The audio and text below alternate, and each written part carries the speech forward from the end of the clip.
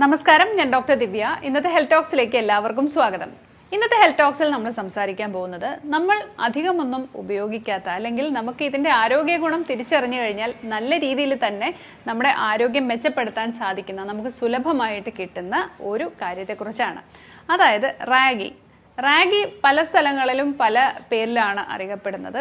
കുവരകെന്ന് പറയുന്നവരുണ്ട്, പഞ്ഞപ്പുല്ലെന്ന് പറയുന്നവരുണ്ട്, അതുപോലെ മുത്താറി എന്ന് പറയുന്നവരുണ്ട്. ഇങ്ങനെ പല പേരുകളിലും നമ്മൾ പല സ്ഥലങ്ങളിലും അറിയപ്പെടാറുണ്ട്.